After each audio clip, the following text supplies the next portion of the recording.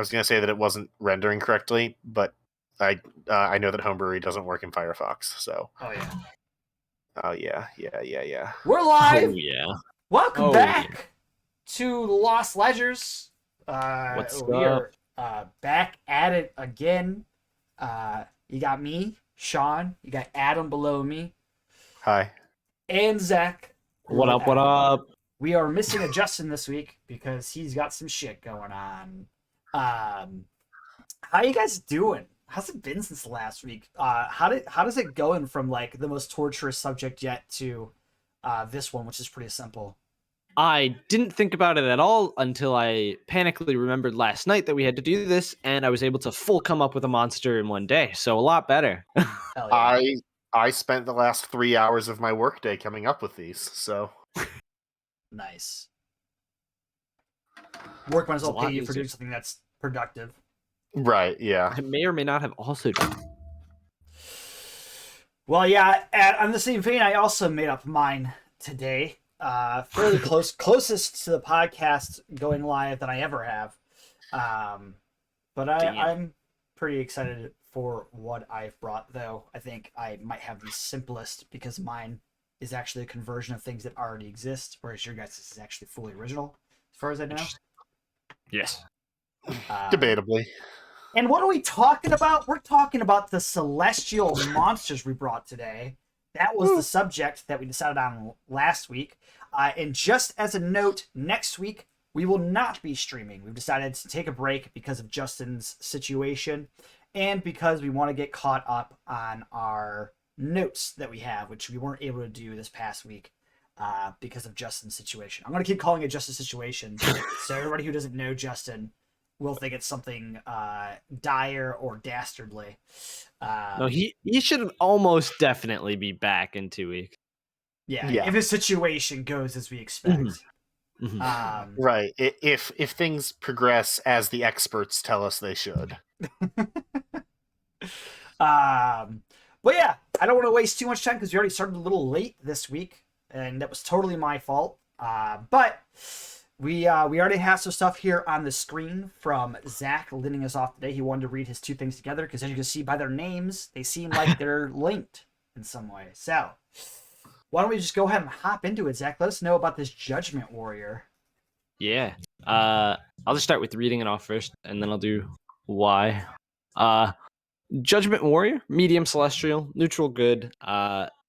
AC of 15. I need your guys' help on deciding a few things that I have here, like hit points from anywhere from 70 to 80. Sounds good to me for this. I was aiming for a CR of 5 to 7. So flying, hover speed of 60. These are its stats. Strength 60 or 16, Dex 13, Con 16, Intelligence 14, Wisdom 18, Charisma 20.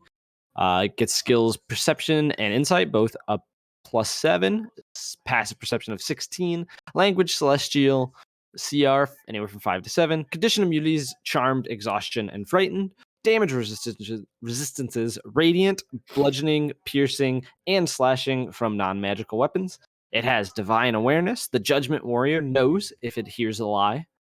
It has judgments. The Judgment Warrior can only have one kind of judgment on a creature at a time and can only have one of each judgment active. When a judgment becomes active on a creature, a judgment hound is summoned in an unoccupied space within 5 feet of the target. The save DC for judgments is 16. The judgments that you can use are Weighted Judgment. Target creature within 60 feet makes a Constitution saving throw. On a failed save, the creature's speed is halved. At the start of an affected creature's turn, they make a Constitution saving throw. If they fail, their speed becomes 0. They continue to make Constitution saving throws at the start of each of their turns. On a successful save, the target ends or never begins. Weakening Judgment. Target creature within 60 feet makes a Strength saving throw. On a failed save, the creature can no longer take reactions. At the start of an affected creature's turn, they make a Strength saving throw. If they fail, they additionally can only make either an action or bonus action, not both. They continue to make Strength saving throws at the start of each of their turns. On a successful save, the target ends or never begins. And I know this isn't quite how these are worded, but we can clean it up later. And then last I can one, clean it up later. Racking Judgment. Target creature within 120 feet makes a charisma saving throw. On a failed save, the target creature takes 1d4 psychic damage. At the start of an affected creature's turn, they make a charisma saving throw. If they fail, they additionally lose 1 spell slot of their choice. They continue to make charisma saving throws at the start of each of their turns. On a successful save, the effect ends or never begins. The Judgment Warrior can make 2 attacks, both with its Radiant Spear, which is just a +6 to hit, 5-foot reach, does 1d8 plus 3 piercing, and 1d8 radiant damage. Go with the hounds is Yeah. a part of the creature, essentially. Yeah, and then we have Judgment Hound, which is this creature that is summoned once the Judgment Warrior uses a judgment. Lots of judgment. Armor class 13, hit points 30, speed of 40 feet, strength 14, dexterity 18, constitution 12, intelligence 5, wisdom 10, charisma 14, passive perception of 10. Language telepathically understands the Judgment Warrior that summoned it. Challenge rating 1. Condition immunities, charmed, exhaustion, and frightened. Divine orders. Attacks only the target that was marked with the judgment that summoned it. It has a bite attack that it does 1d4 piercing, or 1d4 plus 4 piercing, and 1d4 radiant damage. So, what are your thoughts on this, Zach? Basically, it was just the idea of a celestial being sent by a god to judgment upon people or things, basically. And I just wanted to make. I had the idea for the judgment creature, and then I just thought it would be cool to have the hounds with it, and I thought of an interesting way, I think, to implement them. So my big question, is it supposed to be doing the judgments as an action instead of attacking? Or is it supposed to be able to do this as like a bonus action and still making its attacks? Yeah, I did forget to put on there. I was going to put once per turn. You can use a judgment. So it's a free thing that can do once per turn. Yes, it's supposed to be a free thing. Okay. But okay. I personally would make it a bonus action since it doesn't have any other way to use its bonus action anyways. Sure. So I ran the numbers, and this comes out with an offensive CR of 4 and a defensive CR of 7, but the calculator I'm using can't account for the fact that it's summoning these hounds, which I think will up its offensive and defensive CR both by a little. But just with that math, it comes out to a CR of 6, which is about where you wanted it anyways. Yeah. So I think you're right about spot on with the CR rating you were looking at. Honestly, most of the language here I think is good, except so. Oh, you don't? No, so I mean it makes sense, but for D&D language, the way they write things, I know it's not right. So I got a thing. I edit these things after these. All right. So the more that you can get attuned with how 5e words things, the less time I have to spend tediously putting things together. Right. But yeah, nothing about the language is confusing, except for the fact that Judgment didn't have an action attached to it. But other than that, everything here is clear. The only thing that I can't think of if 5e already has a defined way to do it is the lose 1 spell slot thing. I can't think of anything in 5e that does that. I know what you mean, so I think that we could. I think that it'll be easy enough to make the language sound official, even if it's not. But I can't think of anything that does that thing. The weakening judgment effect for you can only do an action or a bonus action on your turn, but not both. That also needs to be cleaned up, I think. But I know that Shawn already has language that does that. That was ripped from Slow.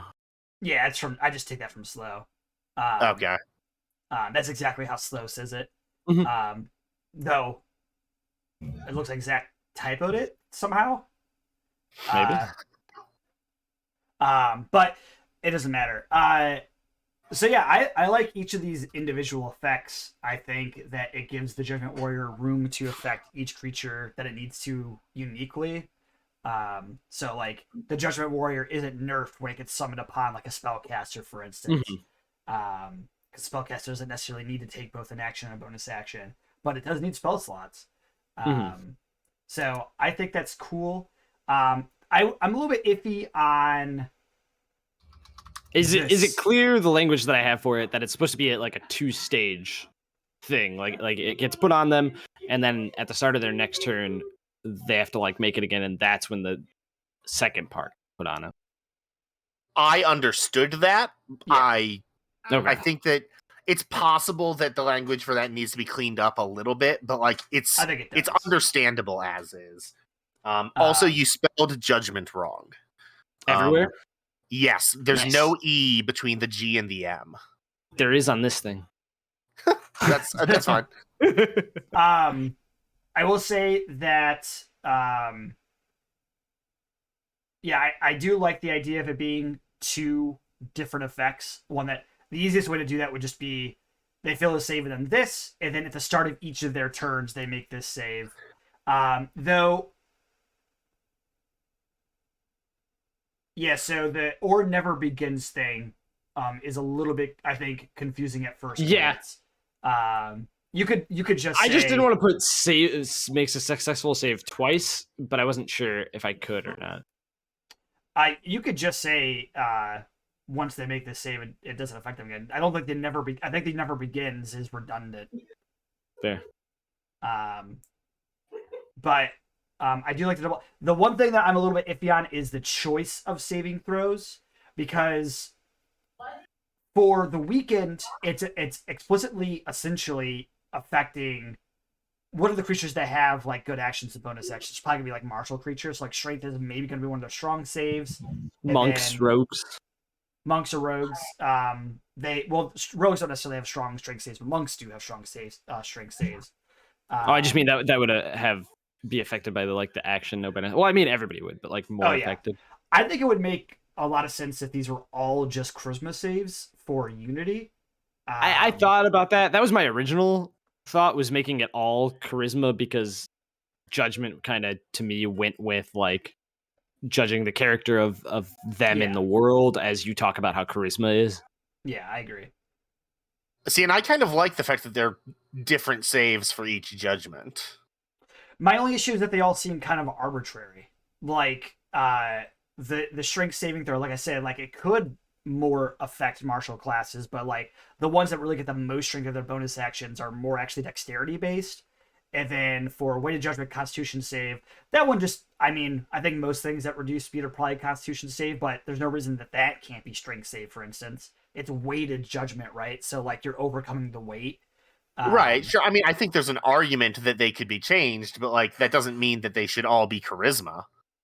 I just think it would be cleaner, but I mean, I could see I think there's more appropriate saves for them to be, or it would make sense to me if they were just all charisma saves, because there's only a couple of classes. Actually, there's quite a few classes that have charisma saves. Now I think about it, because there's paladin, bard, cleric, warlock, sorcerer. There's actually a lot that have charisma saves. That's almost half of the classes. Now I think about it. So maybe it would be better if it was spread out. If you have a different idea for the ones, these were just the ones that I thought made the most sense, besides maybe the weakening one being something different. I like the weakening one. I personally am a big fan of like forcing people to make choices about their action economy. Oh no, I just mean for the type of saves they make. Oh, gotcha, yeah. I think strength makes most sense for weighted, just because like the name just it makes it feel like it's being weighted down by pressure, like right. And flip flop weighted and weakening. I think so. Yeah, if you flip flop those two, I think that would make the most sense.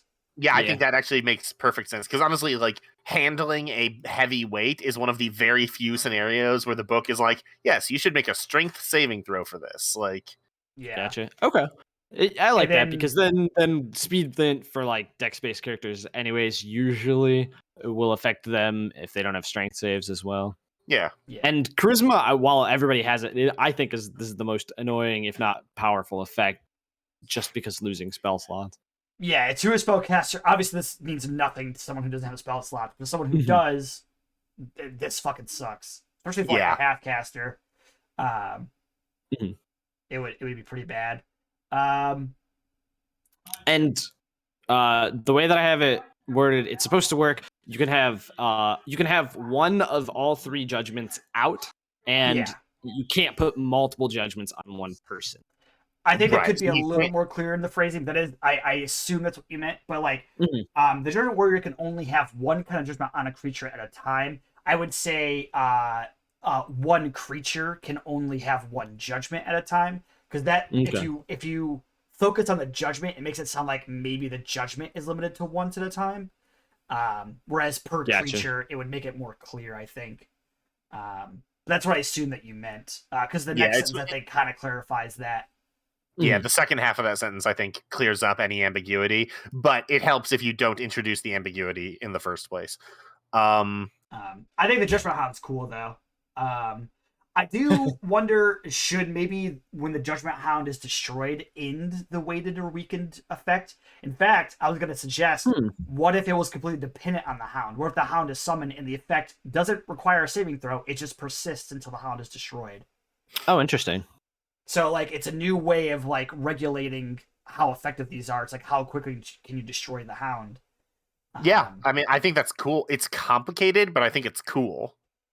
Yeah. I think that's a cool. I like that idea because I think that's a kind of a cool mystery too for like how to get this weakness that you have on off of you, Yeah. like easily solvable. Like once you kill one, but like also at first you're like, oh, I can't get rid of this. Would you still have the initial save, or would you make it no save at all? So initial save to summon the Hound, and then from that point, it's until the Hound is destroyed, you're affected by this. Yeah, I think that's cool. My one thing about that would be that there's no longer a 2-tier like thing for it. I mean, it would still be two. I mean, that's technically true. Yeah, you because there's one tier that lasts until the start of the creature's next turn. Yeah. But like, it's a very slow tier thing. Anyways, you could make it 2-tier. Have the save, get affected by the thing, and at the start of that creature's next turn, the Hound is summoned, and suddenly it's 2 tiers. Because the only thing the tier thing is doing right now is giving an effect until the start of that creature's next turn, and then it might evolve after that. Otherwise, it just goes away. So like, it's not like the Judgment Warrior gets benefits from that slightly.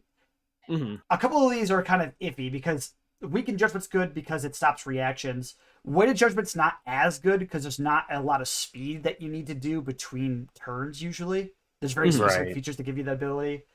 And then Racking is just damage. Racking is just damage. So that's hardly even like a 2-tiered effect. That's just an initial damage amount. But also for for weakening and racking, it is supposed to be. I have additionally in there, so they can't do reactions, and also for racking are injured each turn by a 1d4. Right. Oh wait, that d4 is supposed to be repeated. Yeah, on a failed save. That was not clear to me. That's why I have the additionally in there. If they fail, they additionally lose 1 spell slot. That's why they were making a save at the start of each turn, was to keep the effect on them, take the damage, and lose a spell slot. But they don't lose the spell slot on the first save. Right. It's a very quick 2-tiered system. I hadn't really noticed because for weighted judgment, the second tier completely overrides the first. Yeah. And for weakening judgment, the no longer take reactions thing is an ongoing status. And so I just, sure, it stays, but I didn't expect it to be triggering again. And so I didn't realize that the psychic damage was supposed to repeat every turn. Although actually, before I knew that, I was going to suggest upping that damage, but since it's every turn, maybe keeping it as D4 is fine.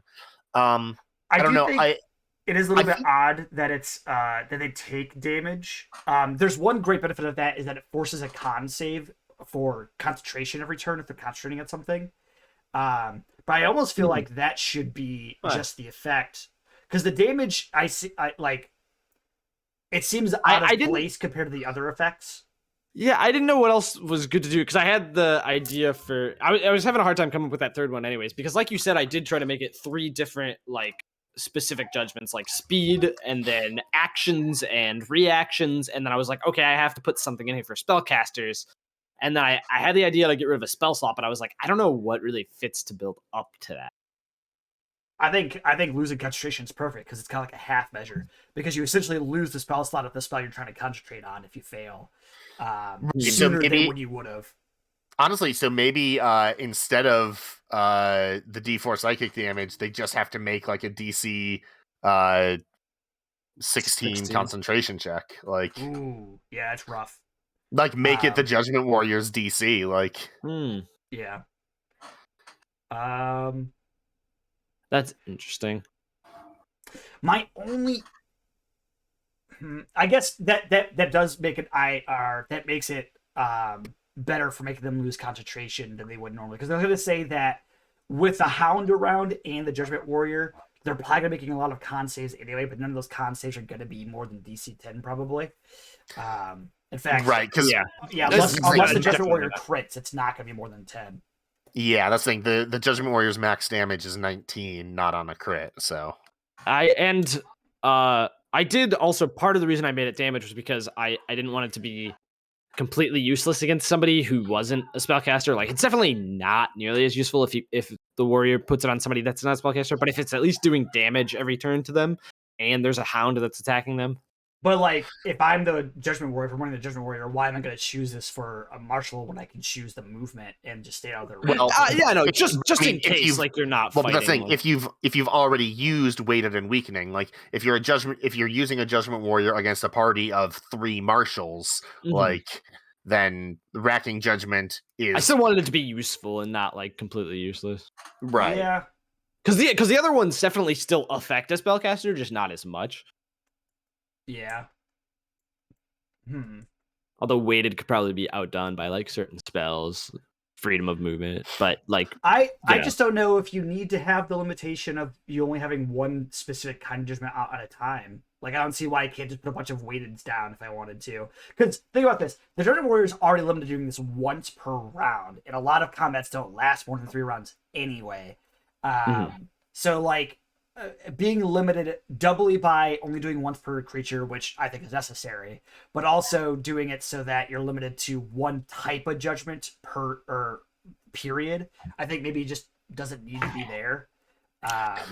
I don't know. I think that's a cool, flavorful restriction, but I mean, I guess it's not mechanically necessary. I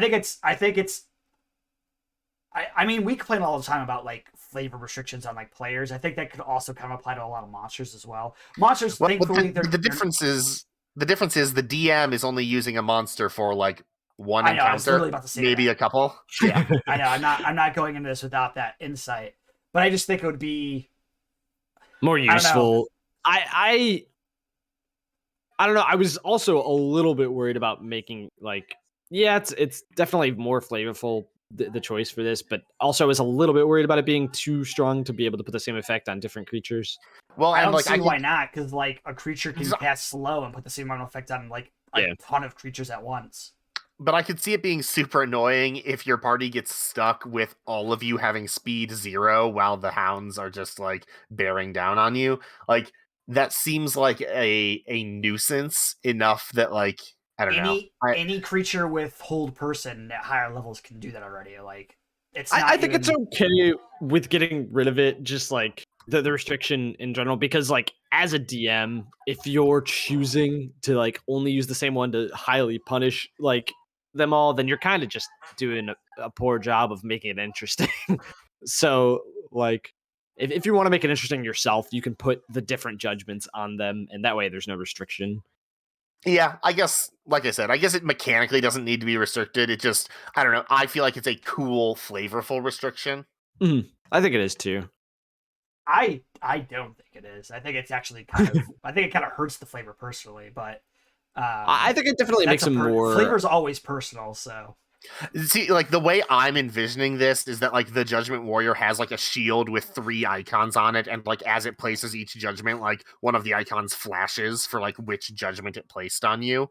Like, yeah, I think the flavor text that you would give this creature could definitely really change how you would imagine it, too, because I didn't give it any flavor text or anything, so. Right.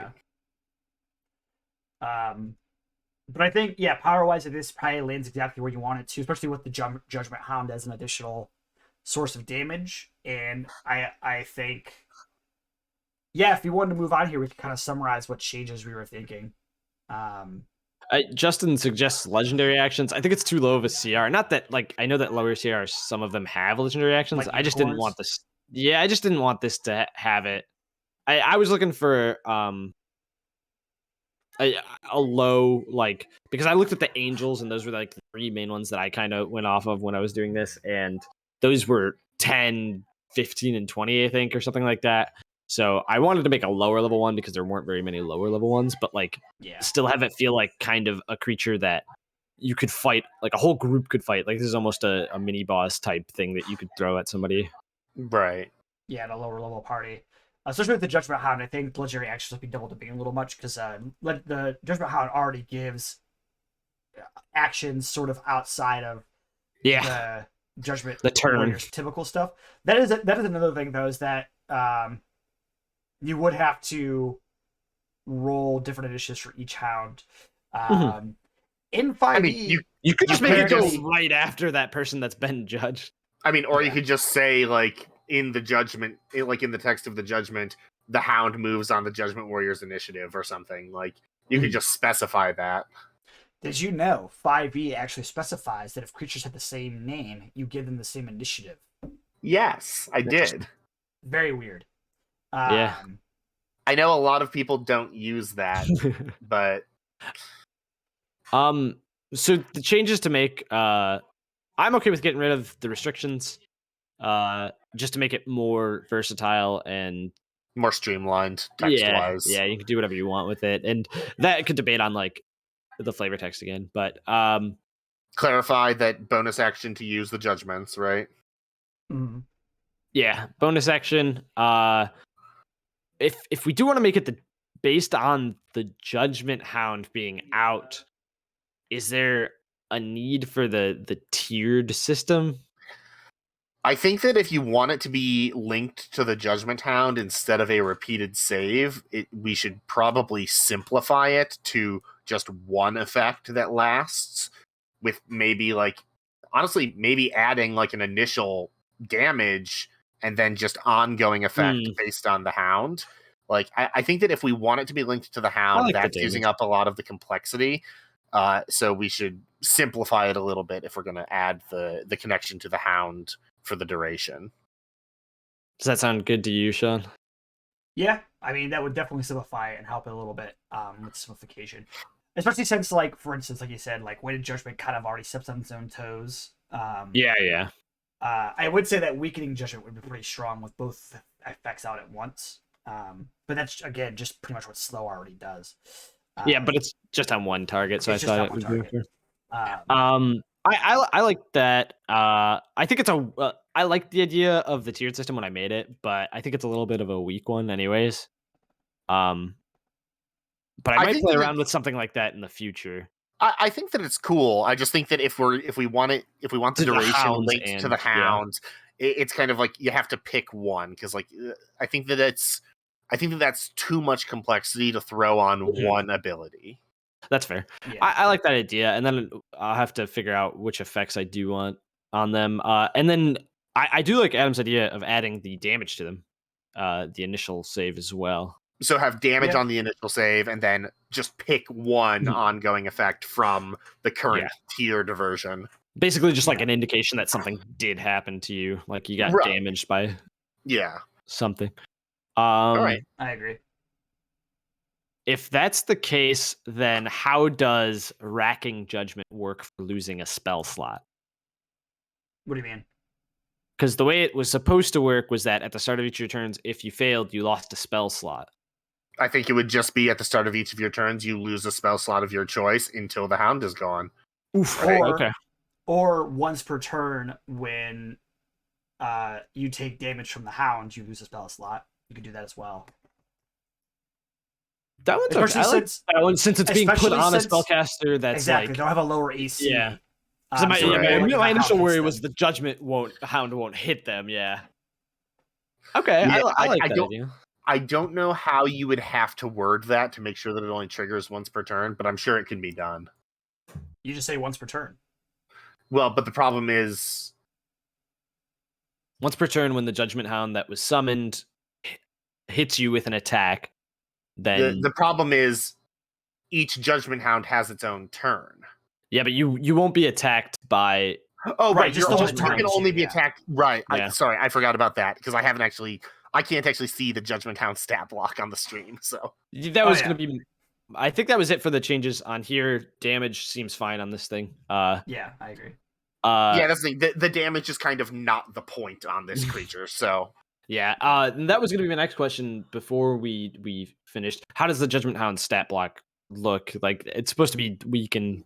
Yeah, I mean, if plain. this is supposed to just be a CR1 creature that the warrior can summon several of, I think this is fine. Like, Yeah, I agree. like I said, the CR1, the CR1, what's the word? Guidelines seem to match up with this fairly well. Yeah, I just looked at a few different CR1 creatures when I was making it. yeah. If anything, it has lower hit points and lower damage than what is expected from a CR1 monster, according to the guidelines. Yeah, and it was supposed to kind of have that just because I looked at anywhere from 1/2 to CR1 when I was looking at, because like it is going with the warrior, so. Well, and this has a better, this has a slightly better. Actually, no, it's to hit, I guess, is about what you would expect from CR1. But it's got condition immunities. Not many CR1 creatures have condition immunities. That's true. Yeah, mainly just to match the warrior, and all of these matched what the angels had. Right, yeah, almost all Celestials already have that Charmed, Frightened, Exhausted immunity. So, yeah, no, I think that the Hound is perfectly fine. Awesome. Especially since it's 2d4 plus 4 on the damage. I think that's great. Awesome. Hell yeah. I was pretty happy with this one. So I like these changes. I like the idea of making the Hound more important too, because I had that idea. I didn't know how to do it. And I was kind of in love with the tiered idea, but it's a good idea.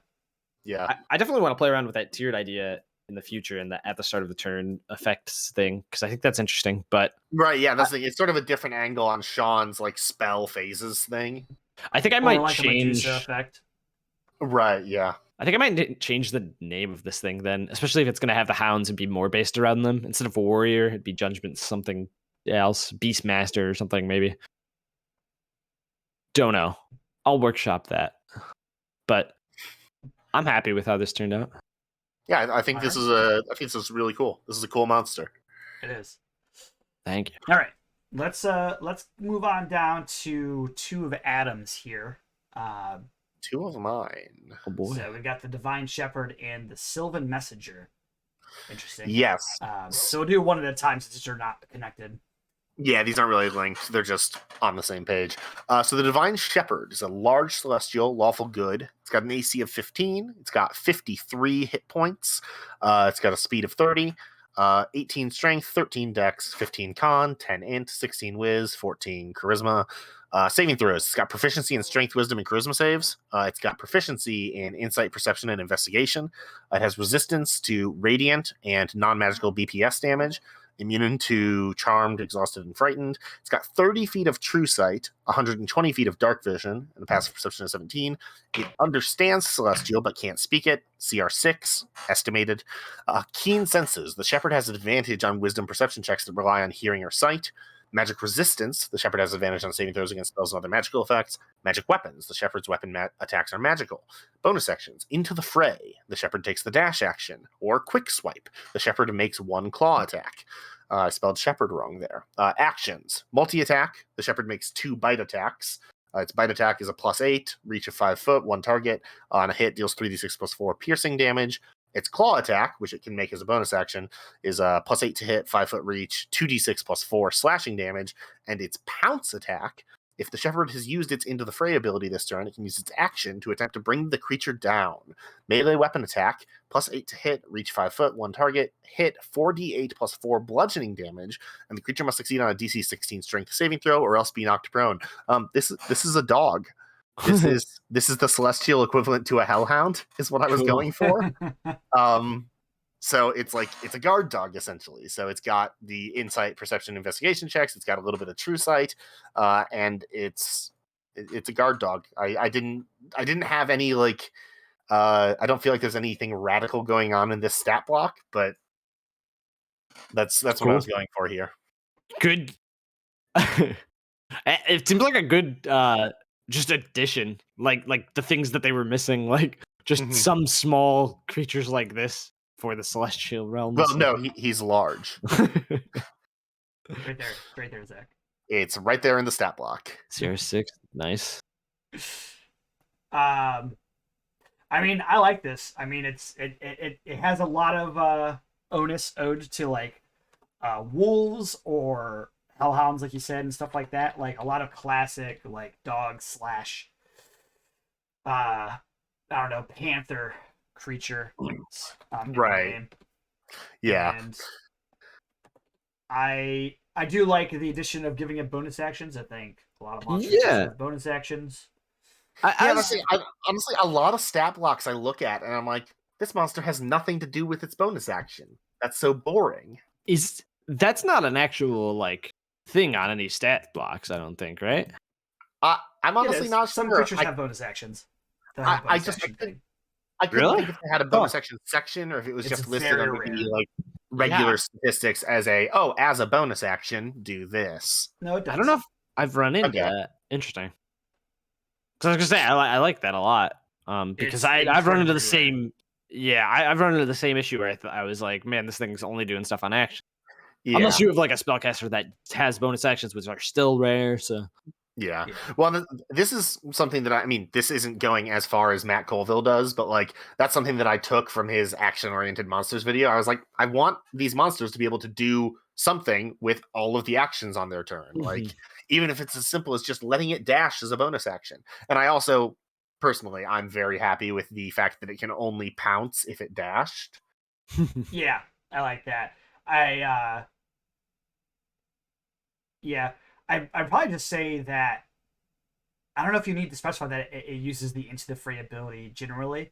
Let's say you have I mean this is a niche case, but it covers this. If you just say if it takes the dash action, it can do it because what if it has haste on it? It can take the dash action as an action. If it wanted to, then claw as a bonus action.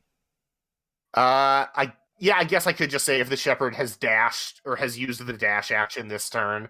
Yeah. I just specifically wanted to call out the into the fray ability as that's what in its stat block lets it do that. Yeah, I totally understand. But I like that too. It also it's similar to some of the pounce or trample abilities in the game, where it's like if they've moved at least this many feet, they can do this. Yeah, and at first I had it as just the movement restriction, but I thought it was cooler to link it to one of its bonus actions.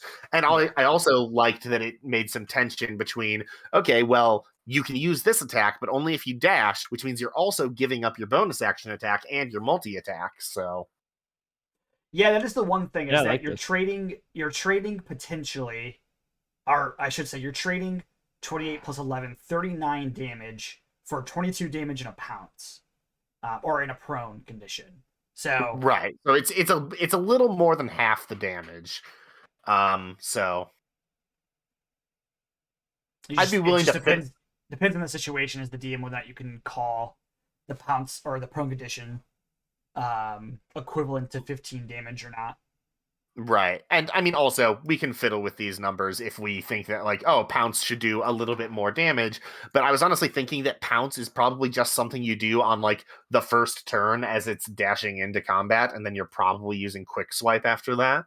I was going to say, it's fantastic. I mean, it's a dog celestial, so it probably fights in packs. It's great for pack fighting. Because if you pounce someone, then all of your allies have advantage against it. Well, and it's also great for a chase. Like, the dog has an easy way to stop someone in their tracks. Yeah. So I definitely it's got a lot of use cases, even without the full damage amount.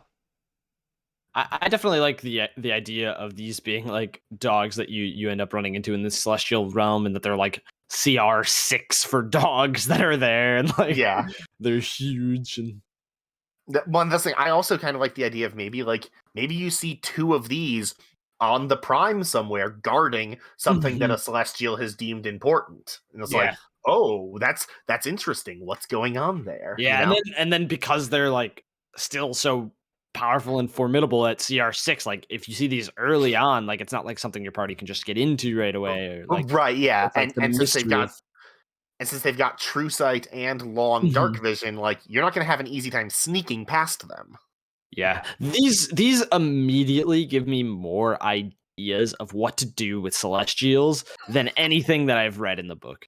Nice. The Angels feel so hard to put somewhere without making it insanely obvious. Like, I I've complained about this before, but like looking at the full list of all published 5e monsters that are celestials, like 3/4 of them are angels. Most of the rest of them are literally just animals with wings. And then you've got Empyreans, unicorns, and Kirin. And that's it. That's everything. That's all of the celestials that they've published in any book. How And dare you call the Pegasus a beast with wings? It has a whole one action called hooves, and that's it. That's all it does. well, and there's also bull with wings and lion with wings from Theros, but Literally just called winged bull and winged lion. yeah, That's they enough. they didn't go exactly to the brain trust for the name on that one, but Yeah. No, yeah, I mean, that's I just the thought problem generally with 5e monsters, is that it just feels like they're not interesting enough. Spoiler alert, for my monsters, I converted some 4e monsters, and boy, do they have some interesting things going on. that was actually something that I was looking into doing. I looked at an old list of like 3.5 celestials, and I didn't actually see anything that caught my attention, but like I had this idea while I was reading that list for a very good dog, you know? That is one thing I hear a lot of people say, is that like, oh, 5e made this creature so much simpler. Like the Tarrasque is a big example. But like, if you go back to 3.5 and look at some of these stat blocks, like this is actually largely exactly the same, but they have a bunch of feats, which is super fucking annoying to add to the stat block. Especially because it doesn't say what it does in the It just stat says block. it has just this feat. right. And so it's like, oh, Um, well, you just get to go find this feat in one of your many source books and Yeah. figure out what it does. But then you have 4E, which actually has all that stuff spelled out, and they actually have interesting mechanics and shit. Mhm. So I don't know why people keep on saying that, because I get it from a lot of people who say it about like older editions, and it's like 4E is really the only one that had like super interesting, complex stat blocks that were still easy to read. Well, because 4E was super focused on being a tactics game, and so Yeah. 4E is the best of any D&D edition at being a tactics game. Yeah. But like, it was the first one that went that hard on it. All right, you guys ready to move on to the Sylvan Messenger? Yeah, Yeah, I think we're largely no changes to this one really. It's pretty Yeah. Nice. Sylvan Messenger, tiny celestial, chaotic good. Armor class 17, natural armor, hit points 60, 12d4, speed 35 feet. It's got a 7 strength, a 20 dex, 10 con, 17 int, 12 wisdom, 14 charisma. Saving throws, proficient with dex, int, and charisma. Skills, it's got expertise in acrobatics and stealth, and proficiency in persuasion and deception. Damage resistances, radiant and non-magical BPS. Condition immunities, charmed, exhausted, frightened. Senses, it's got tremor sense out to 60 feet, and a passive perception of 11. It speaks it speaks all languages, CR4 estimated. It's got evasion, which is literally just the rogue ability. Innate spellcasting with intelligence, DC of 15. At will, it can cast Featherfall, Mage Hand, Minor Illusion, and Speak with Animals. Twice a day, it can cast Jump, Longstrider, or Misty Step. And once a day, it can cast Blur or Pass Without Trace. It's got magic resistance. It's got magic weapons. And then for its actions, it's got a bite attack and a claw attack.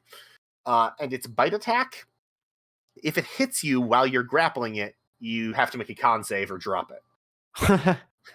Interesting. This is Retatosk.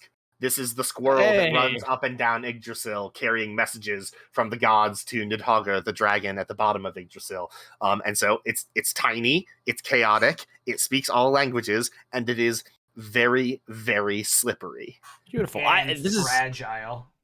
Yes, I will say that's the thing. He's still small. 60 HP. Two things. One, your math on the hit points is wrong. It should be 30.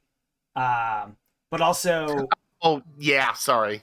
but also, when monsters have evasion, it's called avoidance, not evasion. So, Yeah, whatever. Weird. I like this a lot. This again, it immediately gives me ideas of like things to do with this. Like this would be an awesome like ally that if you could get this creature to work with you. Well, that's the thing. I honestly, even though this is a combat stat block, I think that most encounters with the Sylvan Messenger are going to be social encounters. You're going to be trying to box him in and convince him to tell you something or carry a message to someone else. And so, like, that's why I wanted to make him so slippery. So he's got Misty Step, Blur, Pass Without Trace, expertise in acrobatics and stealth. Like, it is going to be very, very hard to get this squirrel to stand still long enough for you to ask him to do that favor for you. Yeah. I can't. I don't know what it would be. I can't think of anything off the top of my head right now. But I almost wish there was something more in the stat block that made it feel even more chaotic. I don't know what that would be though. Yeah, I don't know. I feel the chaoticness. I feel the bite slipping out of things is pretty chaotic. I like that's cool. The spell list is good for chaos. You got Misty Step, you got Blur. Pass Without Trace, I think, is also Minor Illusion. You could do a lot of like crazy things with that. If it were more of a trickster type of, if you want to play it like a trickster, I think it has the tools to do so. Well, and also since he's tiny, Mage Hand can carry him. That's true. One gripe I have kind of has a fly speed. Okay, 2 gripes that I have. One, its spellcasting ability modifier is Dex. Is that Wait, no, its spell casting ability is Intelligence. Oh, but it has a DC of 15. That doesn't add up. It should be 13. Because it has a proficiency bonus of 2, right? No, it's got a proficiency bonus of 4. It's challenge 4. It should have a proficiency bonus of 2. Well, that's not what I did. I gave it a proficiency bonus of 4, but all of the numbers come out to a challenge rating of 4. Unfortunately, you can't do that in 5e. The challenge rating is what determines the proficiency bonus. Then really? I guess it's that's stupid. Then up the challenge rating to whatever it needs to be to have a proficiency bonus of 4. But based on its stats, it's a CR4 creature. No, I understand that. That's why I was calling it out, because like the math wasn't adding up. It's got a proficiency bonus of 4. Yeah, that's one of the things about inaccuracy is that you could have a creature that has like 1 billion hit dice, super high stats, crazy ass resistances and saves, and skills, but its challenge rating is something that's lower than all that represents. Its proficiency bonus must also be lower than what all that's that weird. Represents. Yeah, it's because I guess like if you're level 4, you use a medium for CR4 creatures to fight, so like they want those that I don't know. In older editions, your hit dice determined like what your like proficiencies or not proficiencies, but like your bonuses to like saves and stuff were. And that's how I thought when I first played D&D was that it was the hit dice, but no, it's not. It's very strange. Well, I don't like how the numbers work out if I change that. So one of these things will have to be wrong. Either the CR will have to not represent its combat challenge, which I think is what CR is supposed to represent, or its CR and its proficiency bonus will mismatch, which is what I opted to do. Well, I mean, you could do both. I mean, if you just give this thing like more health, for instance, or like honestly, I think 60 health that it has is fine. Well, it has 30 health. I know, but the 60 should say 30. But I was saying you could easily make it. You'd easily give it more HP. I mean, fuck, just upgrading its con from a 0 to a +2 takes it up to. 54. That takes it up to 54. Yeah. But yeah, honestly, like I checked it, just giving it 60 HP puts up to CR7. From what it's currently at, so that's +3. If you get 2 more CR, then it could be +4. But yeah, unfortunately, we will have to find that medium level. I hate that. I think that's stupid. I think that Jeremy Crawford made a bad decision. Jeremy Crawford didn't design 5e. Then Merles or whoever was the head designer when it came out. I think that's a terrible decision. Yeah, isn't like Chris? It's like Chris Parsons and Merles, isn't it? Was it Perkins and Merles? I think so. I don't know. I thought Crawford was on from the beginning. I think he's just like the social media guy or something. I don't know. Maybe he was. I don't know. He sucks anyway. Hot take. When it comes to rules, I'm not him as a person. Obviously, I'm not saying that. Like, I don't like his rulings almost all the time. But yeah, unfortunately, that is how we'd have to format it if you want to fit into 5e's system. I'd rather just remove the challenge rating from the stat block. I mean, we can't do that. If we Why want, not? because we're making a product for 5e D&D, it has to fit in with 5e D&D. Right, but like this, the stat block makes sense. Like it's not like it doesn't work within the rules. It just doesn't adhere to their design conventions. Like, well, no, it doesn't adhere to that. Like, that's not like just a design convention. That is like a rule for making monster stat blocks. Like, look, I understand that 5e makes really strange design choices, but we have to follow them to a degree, and that's one of the things that we have to follow is the CR to. That's how bind accuracy is supposed to work. If a DM goes through all the goes through like balancing, the CR should match proficiency bonus. That should add up. The bound accuracy should work out mathematically. What are the numbers for the CR to proficiency? It's the same as players. So 1 to 4 is 2, or 0 to 4 is 2. 5 to 8 is 3. 9 to 12 is, so every 4 increases by 1, just like with players. But yeah, I mean, it's not going to be hard. Like, we could just update some of the numbers and it will add up. Like, it's not that difficult. But yeah, I do like this a lot. My only other gripe, that was supposed to be a half comment, but it turned into a bigger discussion than I thought. My other half comment gripe I was going to say is that it's called Sylvan Messenger. It makes me think it's going to be a Fey creatures, but it's celestial. Right. Yeah, I don't know. I just... any word that indicates that this guy belongs in trees is going to like give that impression. Yeah. But yeah, I don't really have anything else to add to this. I like the stat block. I like it. I think the design very well fits in with the slipperiness it's supposed to be. So, the only other thing is that maybe make it a little bit faster. Just I thought about that, but since it was tiny, I wasn't sure how much higher I should make its speed. The Quickling has 120 foot movement, and it's tiny. Okay, yeah, we could make it like 40 or 60 then. Also, it has Long Strider anyways, so its speed is really 10 higher than whatever this box says it is. Make it 50, and then if it uses Long Strider, it's 60. Also, I do need to. I legally do have to tell you that my wife gave me the idea for this. I had nothing in the tank after I came up with this dog, and then she gave me the next 2 ideas. So, oh, good. This is awesome. Oh, good. I play a game that Ratatasker's in, and I love this. Doesn't quite fit what he's. Yeah, it doesn't quite fit like what he does in there, but like I know the idea of him, and for that, and for the purposes of fitting him in D&D, I think this is really cool. Hell yeah. I do specifically like the bite allowing them to escape grapple. I really like that specific interaction. Thank you. I thought that was very cute, and I was like, oh, this is clever. Like, oh, you finally got a hold of him. Yeah. I think the only change that we have on this one is just tweaking it to fall within 5e design principles. And we can even make it bottom end 9, and even then, it probably won't even feel that way when you look at this creature. Yeah, maybe.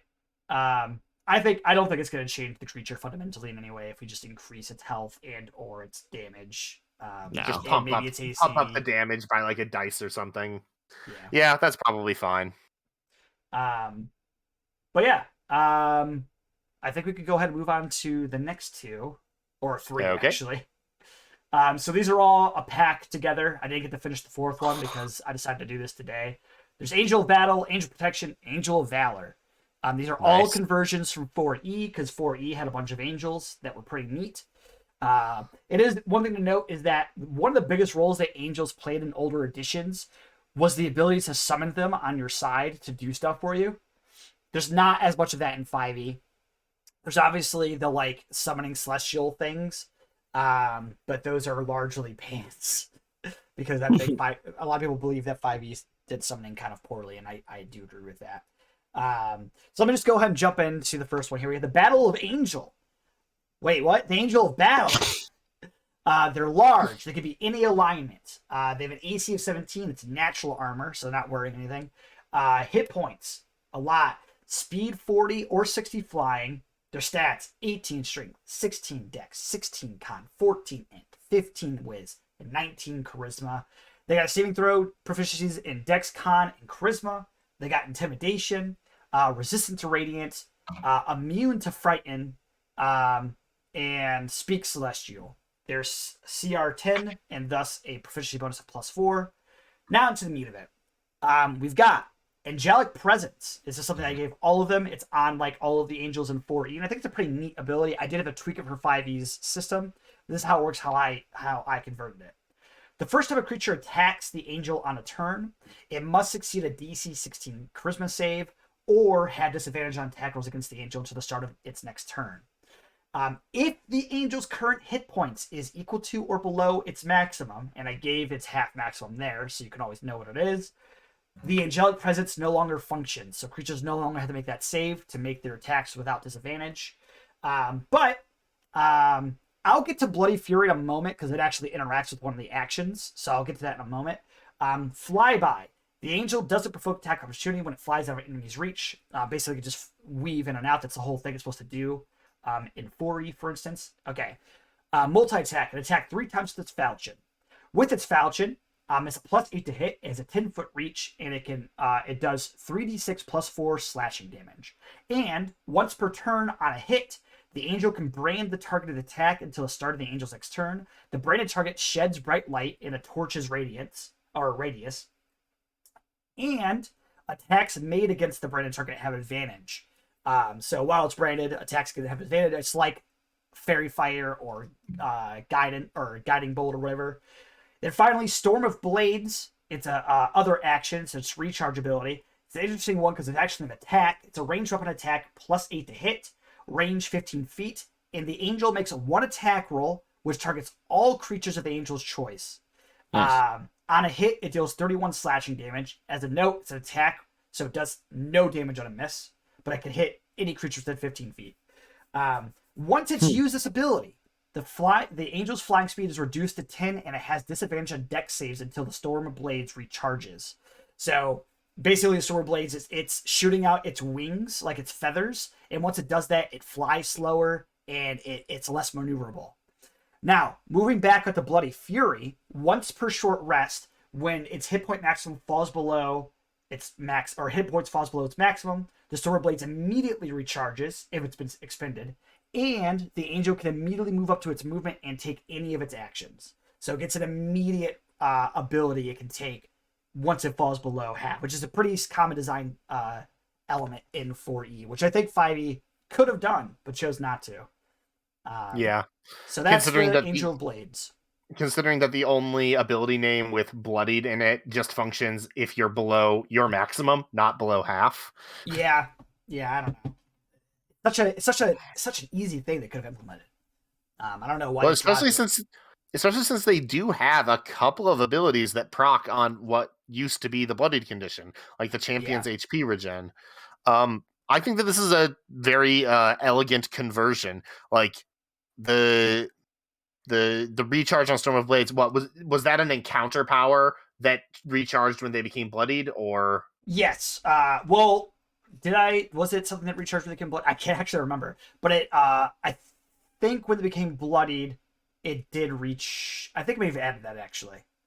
I think I added that because when they use Storm of Blades in 4E, they do get that debuff, that 10-foot debuff, until the encounter ends. So because it was a recharge, I know you don't like debuffs. Huh? I know you don't like debuffs. Well, it's not liking debuffs. It's that it doesn't make sense for its CR effectively to become weaker once it uses its strong ability. Like it basically turns it into 2 encounters: one where it's a stronger monster, and one where it's a weaker monster. And I think a cooler design principle is when it becomes bloody, it just turns into a different monster, not into a weaker or stronger monster. Though with bosses, I think stronger could be argued. So I wanted something to kind of balance that out. I do kind of like that flyby essentially gets turned off once they use Storm of Blades because their fly speed isn't really far enough to make use of it. I think this is I like this. I like this conversion a lot. So yeah, that's Angel of Battle. I think this is really cool. And I like the idea. This really the idea of like half healthing it, making it a different feeling of a combat. I think is really cool. That was a huge thing in 4E. Bloodied, like there were all kinds of things that triggered off of the bloodied condition. Yeah, I didn't play 4E, so seeing that You sort played of it a thing little actually bit. sounds. When you played with us in Kurt's Garage, that was 4E that we were playing. Oh right, I don't remember a lot of specific interactions from that, but I do really like the idea of that. Like that's the type of thing that I feel like I try to do in combats, especially when I'm making bosses and stuff like that. Just like the idea of stages and stuff like that is a cool, I think, addition to add to specific stat blocks and stuff like that in this. I've done it in my campaign a couple of times. I did it with Spuzanu, for instance, when he got half HP. He had a thing that he did. Yeah, those are always so cool feeling too, especially when you make it something like this, where like Storm of Blades, obviously you can see like something's happened to him once he does that, but then like as soon as he gets it back, you're like, oh shit, like he's back to full. But then like you start attacking him and you realize, oh, but the presence thing's off, so he is weaker. Like right. They lose that angelic elegance that makes you intimidated by them, essentially. Right. They just kind of turn into another ferocious monster in a way. Yeah, it was funny. As soon as I saw the reduced 10 to 10 feet movement and disadvantage on dexterities, I was surprised that you even had that on the stat block.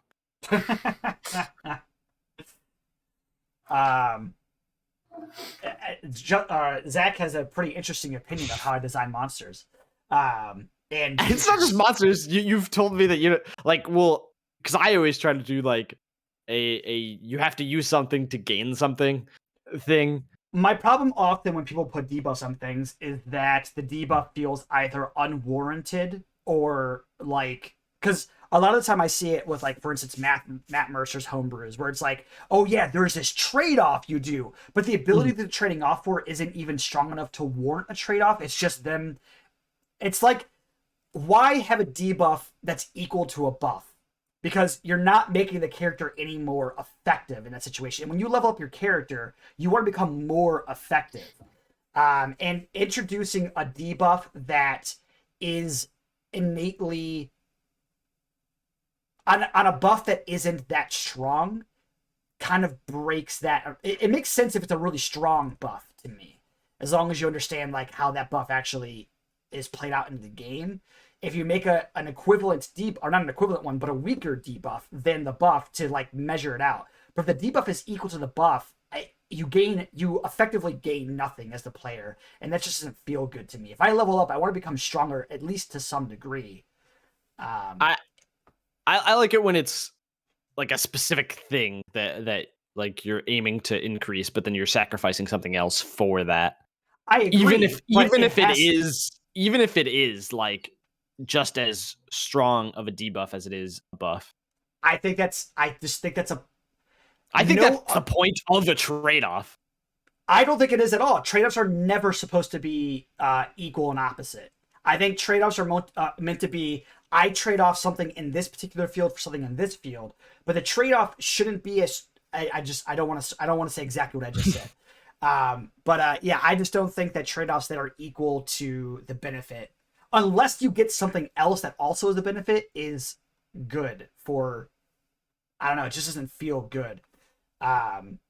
If you're supposed to be getting stronger and you don't get stronger because it's a trade-off, it just, what's the point?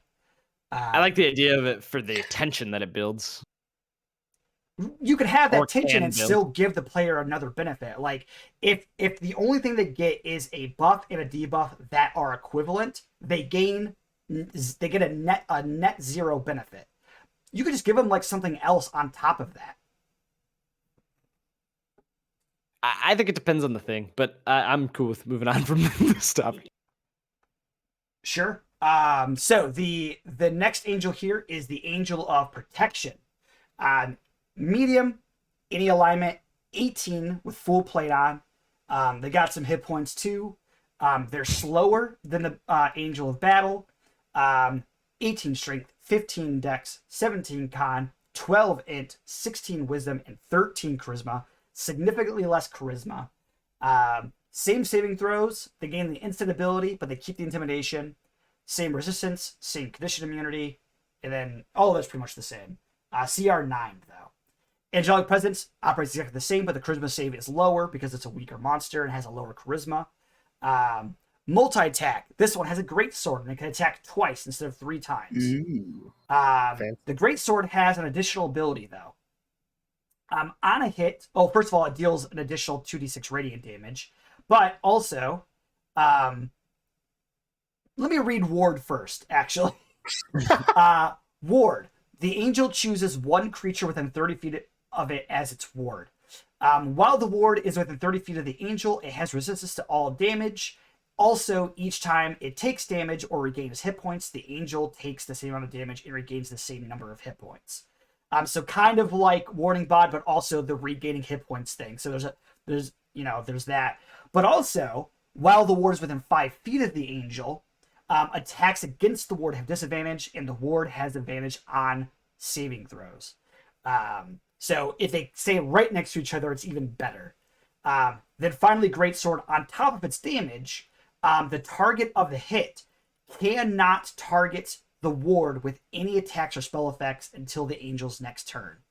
And if the angel's current hit points is equal to or lower than half its maximum, it regains a number of hit points equal to the radiant damage dealt. So it starts to benefit, it starts to have a reliable benefit to that regaining hit points thing once it's below half its HP. Interesting. Once it's below half its HP, it can actually be a more effective ward to the creature as it starts to die. It does create an interesting dynamic for the ward though, because it creates a situation where the ward's like, I kind of want to take damage, so I start gaining damage. Because the ward is one way. If the angel takes damage, the ward doesn't take any damage. It's only if the ward takes damage does the angel take damage. So if the angel takes damage, the ward kind of wants that to happen in a way, because then the ward will start to benefit. It starts to create this strange selfish, which I think adds to the flavor of the angel being, selfless to the ward, like giving everything it can to the ward. Because the angel might also be in a position, being a creature that probably is dedicated to the ward, might want to take damage so it gets to that point. It might actually want to get down to bloodied so it can help its ward more effectively. But yeah. But so wait, the way that ward is written, the angel regaining HP does not cause the ward to regain HP. Is that supposed to flow You're right. backwards? That is supposed to be the other way around for the regaining HP anyway. So I'll need to update that. Okay. Yeah, I was a little lost for a second. Yeah, I was a little lost too, but I wanted to let him finish the thought before I brought up that as written it doesn't do that. But I like the idea that you were talking about. Though I think this is super cool. This is an awesome idea for like a celestial bodyguard type. Shawn out here saying Bless is weaker than Bane. What are you talking about? Justin said that when you were talking about trade-offs. I don't know what the fuck he's talking about. But I don't know what the fuck that means. I don't know this one I do like the protector archetype. I feel like the Angel of Battle's cooler though. I felt like it did a little bit more with the bloodied condition, which I thought showcasing that was a good choice on your part. I think I agree.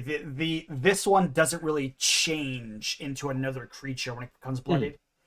It does become weaker without the angelic presence, but it kind of wants to get rid of the angelic presence in a way. Because then it could take more damage not take more damage, but aggro more damage away from its ward. Right, exactly. That's the thing. Having disadvantage on the attack rolls against the angel is kind of just encouraging you to focus on the ward. Yeah. Because that's a way that you can hit the angel. Which is part of the reason why I added the greatsword ability of making it unable to target the ward. Yeah. Sure, yeah. I like this a lot, honestly. I think that the Angel of Battle for a DM is probably more interesting to use, but I think thematically and story-wise, having the bodyguard there with a important NPC is really cool. I think this does a great job of that too. Well, that's it. I think the Angel of Protection is great for certain encounters. It will make it will require a story to make sense around the encounter, whereas the Angel of Battle you can kind of just throw in. This one you kind of need to have a reason, you know? Yeah, I agree. And that was kind of like, I think maybe, because this is conversion from 4E, so I didn't do a lot of thinking about like these creatures' roles in the game. I did modify them a bit. Like Ward does not work like this almost at all. It's like a +1 AC bonus, and then also the resistance thing. But I added the regain HP and the advantage on saves, and I think that works really good with how 5e works. I like that was the big thing, was like taking the kind of flat bonus like thing that 4E dealt with, and like trying to find a way where you could turn that into advantage or disadvantage without like making it too powerful. And I think making certain conditions that allow that to happen is probably the best way to go. But yeah, I agree. I think the Ward definitely has a lot more room in the world as like having a place in the world toward the story than the Angel of Battle, but the Angel of Battle is a much more interesting fight. It's I think also like I think the Angel of Battle, like you could definitely make an interesting story about easily as well. Sure. For sure. I just do think the Ward, the idea of the Ward's really cool. I have a question, because they're angels. Do you think they should also have the condition immunities that the other angels have, like Charmed and Exhaustion? Yeah, I just copied what was in 4E. There's no reason that they shouldn't have the Exhaustion and Charmed resistance as well. And the other angels actually have the resistance to bludgeoning, piercing, and slashing from non-magical. Is that something you would want to add to these guys, or not with the other stuff that they have? I don't know, just because like I don't think every creature of a certain type needs to have all the same things. I think like it makes sense for those angelic presence on these makes up for that on those kind of. That's another thing. Yeah, the angelic presence kind of makes up for it. The same thing. If anything, I'd probably give the other angels the angelic presence before I give these creatures the resistance to the stuff, because I think it makes sense. Because like we said, a lot of the angels in 5e are really strong, so it makes sense for them to have like additional resistances. It's like, oh, would be like what a peak powerful angel would have versus like these kind of commonplace angels. Even though these guys are still pretty decent CRs, I think that since they have a specific role they fulfill, it makes sense that they wouldn't have exactly the same benefits. Fair. Speaking of roles to fulfill, here's an angel that doesn't have a role to fulfill. That's like to itself, or like this is kind of just like a creature you could run into, as opposed to like a creature that's specifically designed for battle, which is specifically designed for protection. This is the Angel of Valor, also medium, wears chainmail, got some HP, much less HP than the other two, because it's a much lower CR. It's only got 2 saving throws, con and charisma, and only has intimidation, but it does gain resistance to fire, which makes it a little bit more resistant than the other two, because fire is pretty common. Again, it should probably have the condition immunities as the other angels. I just was taking it straight from 4E. 4E has less conditions and less monster types. Angels are immortal humanoids in 4E as opposed to celestials. There's no celestial type. Oh, and no celestial language. Did 4E not have outsider as a type? Apparently not. I went to the creature types. There's only like 4 or 5 creature types. Oh, that's but wild. They have modifiers like immortal, and subtypes, of course, like angel. They have that. Sure. I guess a lot of the stuff that I thought was from 4E was just from 3.5, because 3.5 definitely had like outsider, and then it would specify from there. Like, a lot of older editions had way more like modularity to their types. But yeah, this one's CR6, proficiency plus 3. Angelic presence, that's the same thing, just with a DC 13 because it's a weaker angel. Multi-attack. The angel takes 2 attacks between its longsword and its dagger. If it takes the multi-attack action on a turn, it can use its dagger attack as a bonus action on that turn. So basically just giving it, 2-weapon fighting. Long attack, or longsword dagger, both standard. The reach should not be 10 though, it should be 5 because it's a medium creature, that was my mistake. But it's 2 special abilities. It has Lightning Daze as an action, recharge 6.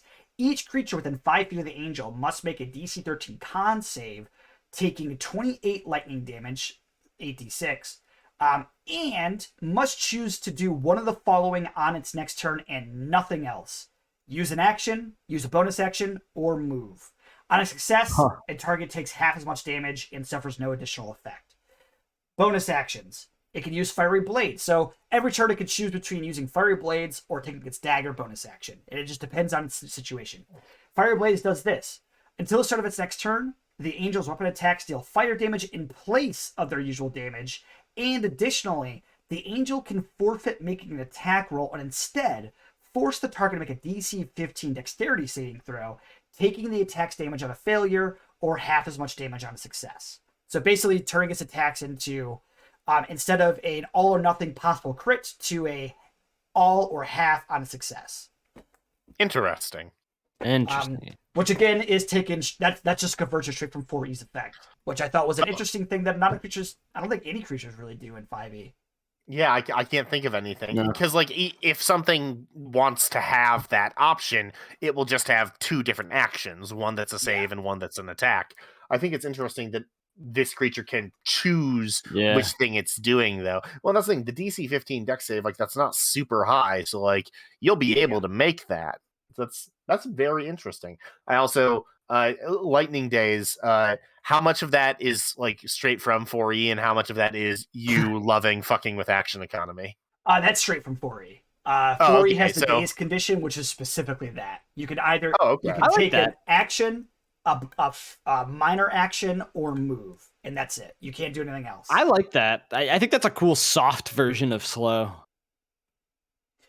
Yeah, because you don't with slow you don't lose your reaction, or with this you don't lose your reaction. You don't get the minus to your AC, the disadvantage on Yeah. saves. It's And just it's only a turn. yeah, it's only a turn. It's only their next turn. And they have to fail the save to get in. It's not a particularly hard save to make either, especially for the people Yeah. maybe that'll affect the most, like fighters perhaps. Right. It would suck to be a rogue and have this happen to you though, because you can't evasion this. There's nothing the rogue can do can really modify this in any way. It's just like you got to make this con save, and you're a rogue, so you're probably not that great at it.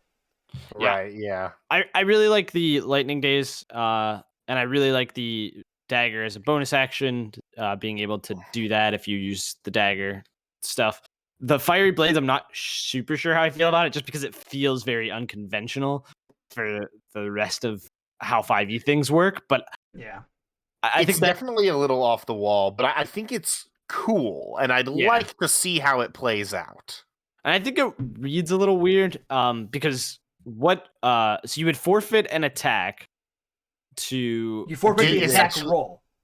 okay. You're still making just the forfeit attack. the roll. You just Okay. replace an attack roll with them making a dex save, and that's about it. Right, yeah. So Okay. if you're Gotcha, doing it gotcha. as part of a multi-attack, you could still make your longsword Okay. attack, but then for the dagger, have them make a save instead. Yeah. Interesting. And it's basically just, and I also, this was a minor action that they got in 4E with no other minor action to make a choice with. So I was like, I should just give them a dagger attack. That way they get a choice between Mhm. whether or not. Right. That I way do they're like the choice. activating this every turn because there's really no reason not to. Unless Like- somebody has like a high dex save and you think it's Well, easier but to he- hit their AC. But even then, if you've got nothing else to do with your bonus action, you can just still make the attack roll. The True, only reason true, you true. wouldn't want to use this is if somebody is resistant to fire damage, but not resistant to slashing or piercing. Like, Yeah. Mhm. Or they have evasion, for instance, because evasion will just nullify this effectively. sure, Yeah, yeah. yeah. Well, but even then, like, you could use fiery blades and then still make your attack rolls. Yeah, and Yeah. still have the fire damage and Yeah. So they get Yeah. the bonus action to decide how effective they are to hit, or they have their bonus action to Make attack an do extra more attack. damage. yeah.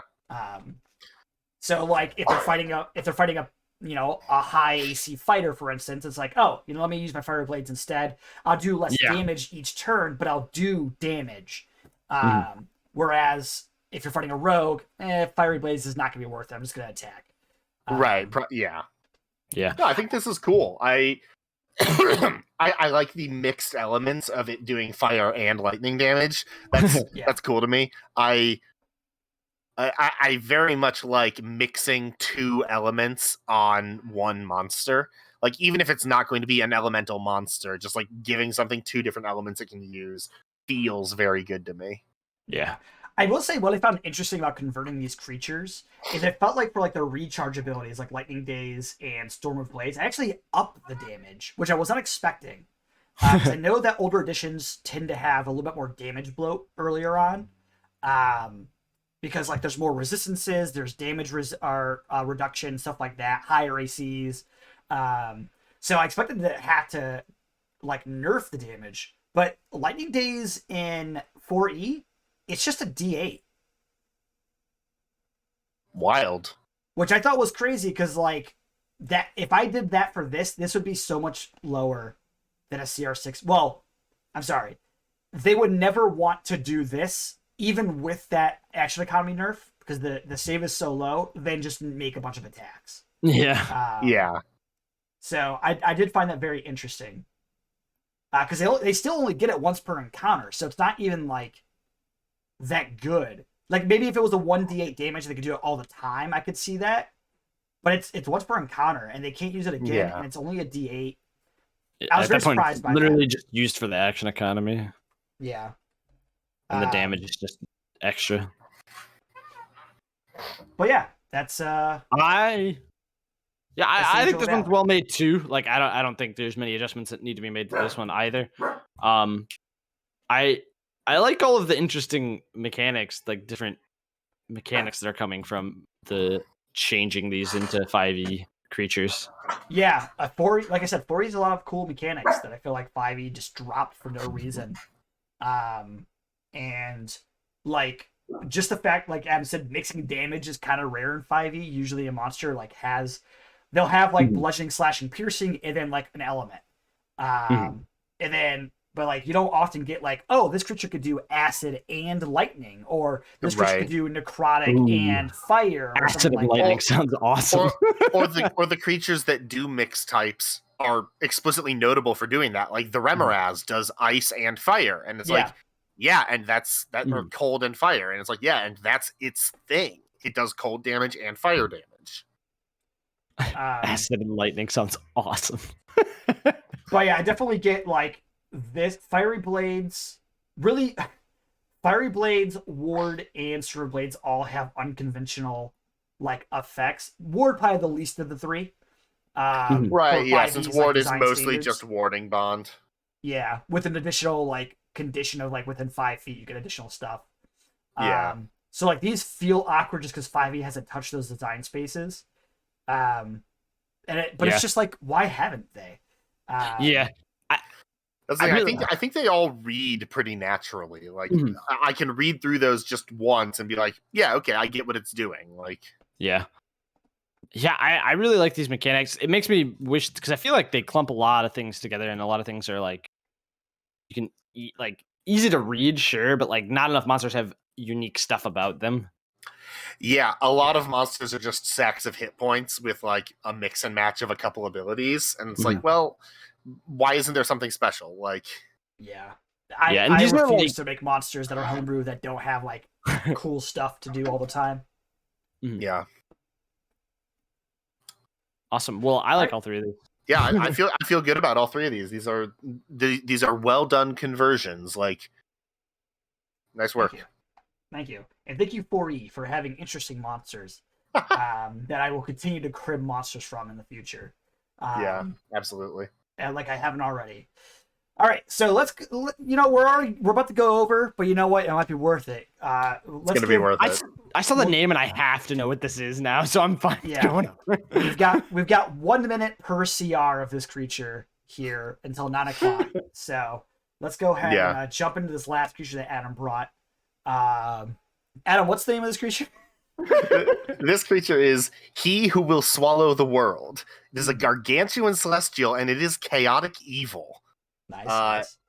AC of 22 with natural armor. Hit points 525. That's 30d20 plus 210 for its Constitution modifier.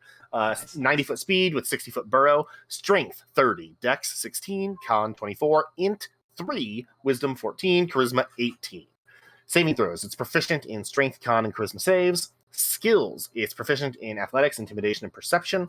damage resistances, radiant and necrotic, damage immunities, poison, DPS from non-magical attacks, condition immunities, charmed, exhausted, frightened, paralyzed, poisoned, senses, tremor sense for out to 120 feet, passive perception to 21, languages, none, CR 30. Divine Constitution. At the beginning of each of his turns, he regains 50 hit points and can choose to end one effect that he would make a saving throw against this turn. Ending an effect in this way uses 1 legendary resistance. Legendary resistance, 3 per day. If he fails a saving throw, he can choose to succeed instead. Magic resistance. He has advantage on saving throws against spells and other magical effects. Magic weapons. His weapon attacks are magical. Prophesied return. He cannot be teleported or sent to other planes against his will. Serpentine form. He has a long and flexible body, taking up any 20 contiguous 10-foot by 10-foot squares, but provokes attacks of opportunity whenever he moves within a creature's reach. Bonus actions. Roar of the End Times. He lets loose a vicious roar, and all creatures within 60 feet of him that can hear him must make a DC 21 Wisdom saving throw, becoming frightened of him until the end of their next turn on a failure. A creature that succeeds on this saving throw is immune to this effect until the start of their next turn. Jaws of Doom. He makes 1 bite attack. Swift and Terrible Scales. He takes the dash action. And then I think we go into actions, where we've got multi-attack. He makes 2 attacks, 1 bite and 1 crush or constrict. Bite, plus 19 to hit, 15-foot reach, 1 target. I didn't actually decide how much damage these attacks deal. I kind of was running up against the clock here. Crush, also plus 19 to hit, reach 5 foot, 1 target. Bludgeoning damage, and the target must make a DC 27 athletics or acrobatics check or become grappled. Constrict, plus 19 to hit, 5-foot reach, 1 target that he has grappled, just bludgeoning damage. Swallow. He attempts to swallow 1 large or smaller creature that he has grappled. The creature must succeed on a DC 27 athletics or acrobatics check or be swallowed. If the creature is swallowed, the grapple ends. The swallowed creature is blinded and restrained. It has total cover against attacks and other effects outside the toad. You can see what stat block I copied this from. And it takes some amount of acid damage at the start of each of his turns. A swallowed creature can attempt to escape his gullet as an action on their turn, making a DC 27 athletics or acrobatics check. On a success, the creature appears prone in the space of their choice adjacent to him. If he dies, all swallowed creatures are no longer restrained and can escape from the corpse by using 10 feet of movement, exiting prone. Legendary actions. He who will swallow the world can take 3 legendary actions, choosing from the options below. Only 1 legendary action can be used at a time, and only at the end of another creature's turn. He regains spent legendary actions at the start of his turn. He will rebuild himself. Costs 2 actions. He magically regains 40, 60, 10 plus 7 hit points. He will bind us. He makes 1 crush or constrict attack. He will devour the undeserving. He attempts to swallow 1 creature he has grappled. He will crack the earth. Costs 2 actions. He tosses and thrashes, breaking the ground around him. All creatures in the 30-foot radius of him must make a DC 27 dexterity saving throw, taking bludgeoning damage, and being knocked prone on a failure, or half as much damage on a success. Until the beginning of his next turn, the affected area becomes difficult terrain, and we will cower in his wake. He uses Roar of the End Times. So, in case it wasn't obvious, this is Jormungandr. This is the Midgard serpent. So it's a big snake. It's a big scary snake. First gripe: it should swallow any size creature besides gargantuan. Should be hugely smaller. I'm fine with that change. You literally described him as being, what is this? 10 by 10 is 100 times 20, 2,000 square feet large. So I think he can swallow a huge creature. Yeah, that's fine. Yeah, that's totally fine. Also, we can change the word toad to outside of him. Also, I need to give damage numbers to this. I just didn't have time to actually do the math on these. CR 30 damage numbers, I imagine. So yeah, or higher because his health is actually quite a bit lower. The CR 30 monster. Well, but his AC is a bit higher. His AC is a little high, and he regains 50 points every turn, 50 HP every turn, and has a legendary action to regain more. So that's true. I was trying to be conservative with his hit points. Yeah. Because, as I was saying earlier, I think that sacks of hit points are kind of boring, and so I think that a CR 30 monster needs to do stuff other than just be a punching bag. So I like the stuff that this guy does. That was the first thing I was going to say, is that I don't know if this does too many things that it's other than, because he will crack the earth and Roar of End Times, but that's about it. That isn't like just physically hitting things. I think Roar of the End Times might involve doing some thunder damage. I think that'd be dope. Oh, that would be dope. Ooh. Yes. Add thunder damage to Roar of the End Times. Hell yes. And it'll make Yeah. it even more worth it to get it back on a legendary action, because Frightful Presence is neat and all, but like once they've made their save, they're not affected, and it's like, I still want to do some damage. They're only immune until the end of their next turn. He can frighten somebody every turn. Oh, he's not like a dragon. That's a nice. bonus action. This is not exactly Frightful Presence. But Frighten is also one of the easiest conditions to overcome it, like level 20. Yeah, that's the thing. You've got a paladin next to you. You've got Hero's Feast. Yeah, You've Hero's got, Feast. like a billion different things that can circumvent that. And I don't think you're gonna go fight He Who Will Swallow the World blindly. I think you're probably gonna know what's coming a little bit. Yeah, you probably know what you're getting into if you're going to fight this guy. But yeah, I like this a lot. I think it touches, obviously, super necessary ability here that some CR30 monsters don't have for some reason. That's crazy. Crazy. Who would design a CR30 monster that doesn't have magical weapon attacks? I like that it can't be teleported. Yeah, Yes. I thought I would be so pissed if I used this and somebody was like, banishment. I'd probably, on that same vein, give him mutable form as well, so he can't be polymorphed. I think that would be silly. Yeah. That's fair. Although, Divine Constitution... Oh, wait, no, he would lose Divine Constitution if he got polymorphed, so... Yeah. So that'd be a bitch. Yeah, because there's also not an additional save return with polymorph. You just are that thing until you go to 0. Yeah, so I'd probably give him immutable form with Prophesied Return. Yeah. Agreed. Yeah. What do you think of Serpentine form, where he provokes attacks by slithering past you? I think you probably just go without that. I like the slithering form. I like being able to take up the multiple spots, but I don't think that's necessary, because he'll probably be provoking just leaving the spaces anyway constantly. Well, but he... Oh, you know what? The way I was thinking of him moving is not actually how he would move within the rules. I was thinking of him moving like a snake, where you take a 10 by 10 square from his tail and put it at his head every time you want to move him 10 feet. But that's not actually how he would move in 5e's rules. And I don't know how I would say that, you know? Like... Yeah, you'd probably have to make a special rule for it. Like, each turn, each 10 by 10 square can move, like... oh, fuck. Yeah, that's the thing. It's complicated. Because it would require you denoting which square is his tail and which is his head. Yeah, I think that might be necessary as well, just for, like... I don't know. How does how does Roar of the End Times work if you're not by his head? Like, is it just he covers basically a 60-foot cylinder all around him? That's the I don't know. I don't know. My intention was that his head can be anywhere in the space that he takes up, because he's a snake. Like, yeah, sure, he's taking up 2,000 square feet, but he is coiled up in that 2,000 square feet. Like, his head could be anywhere in that form. But that's the thing.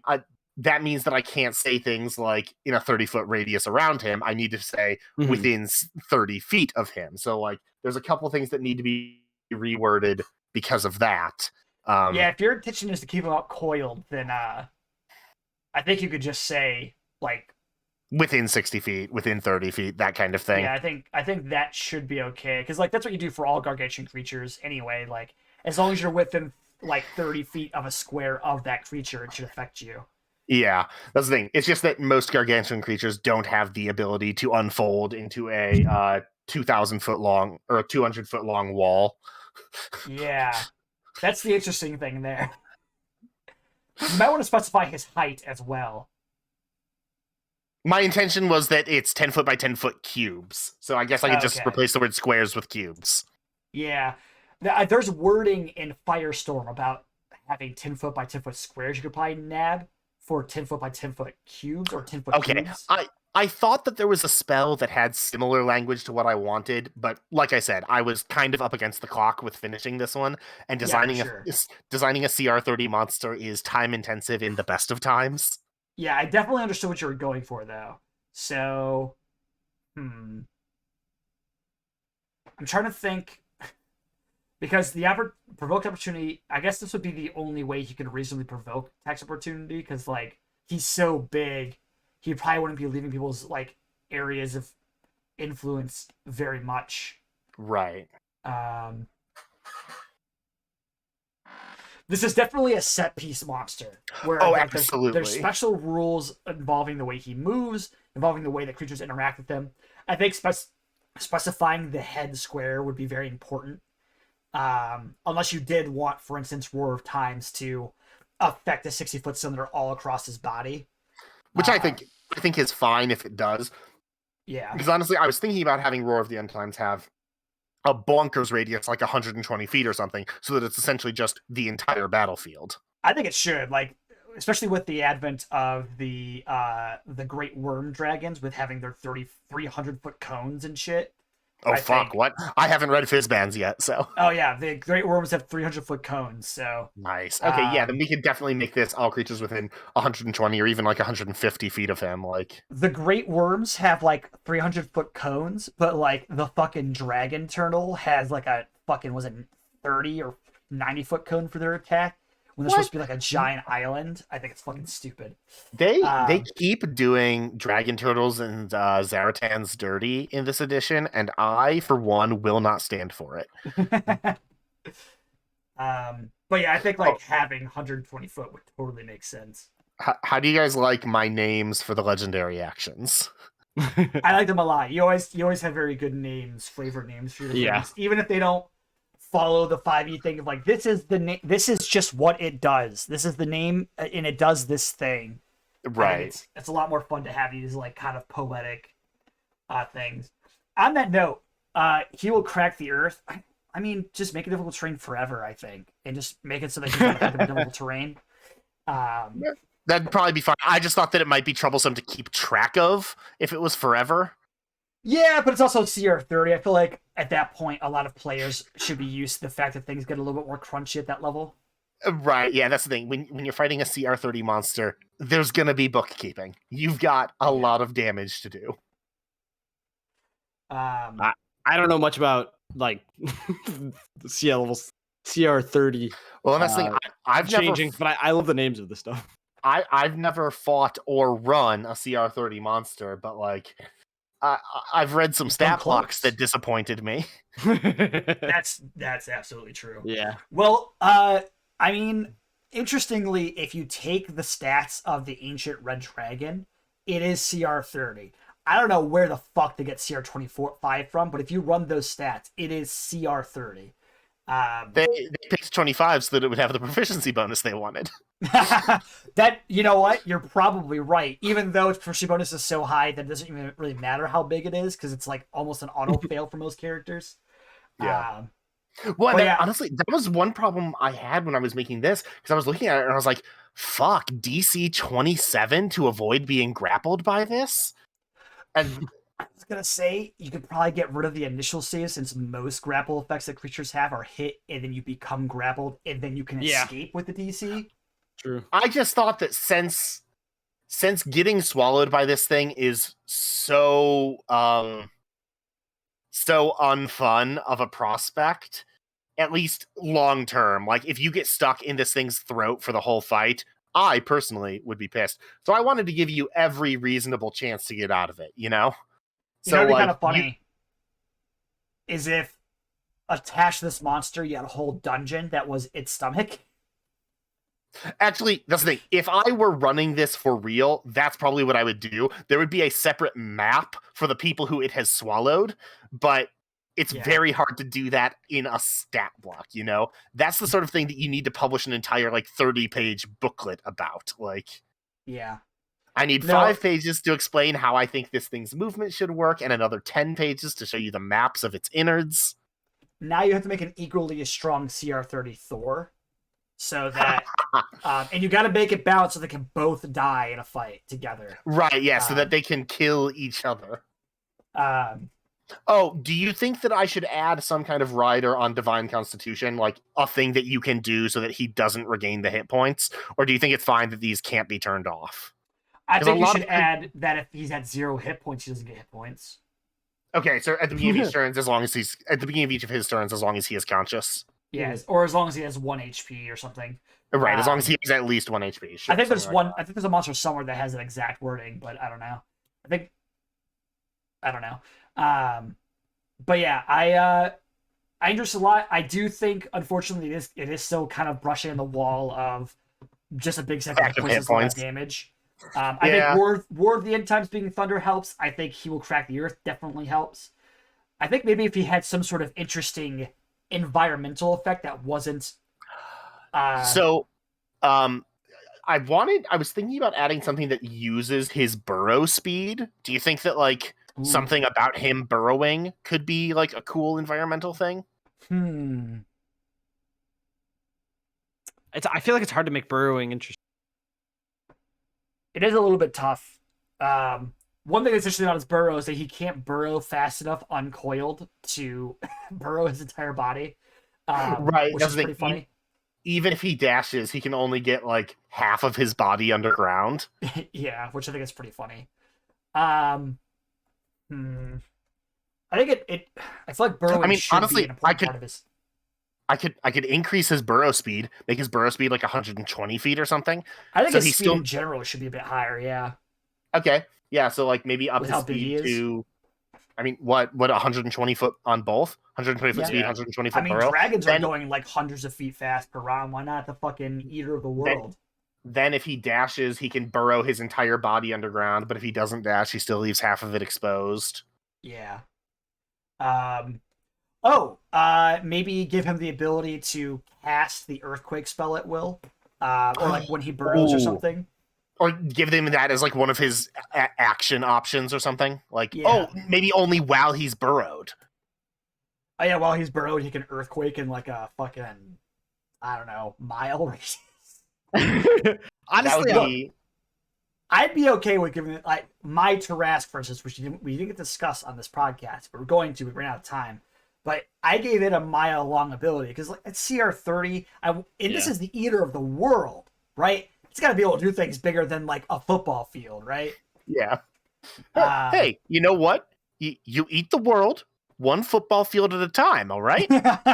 Small steps. Considering like kind of what Shawn introduced in his last one, the daze effect, maybe putting that on some sort of ability could be interesting. Ooh. Possibly. I mean, honestly, I could see that. Maybe do that instead of frightened, perhaps. I was going to say, yeah, overcome. Do that on Roar of the End Times instead of frightened. Yeah. That could be cool. And then they're like, oh, fuck. Well, I can't focus. I can't. What am I doing? Mm-hmm. Also, I keyed the Roar of the End Times DC off of his charisma just so that the save is a little bit less punishing. Oh, yeah. That's probably a good call. Wait. One small change I think you should make. I don't think a creature this season the saving throw is immune to the effects to the start of the next turn is necessary unless you make it to the end of his next turn. But he can roar with a legendary action, so he can roar multiple times in a turn cycle. And I want you to be safe from it at least for a turn cycle once you save. Okay.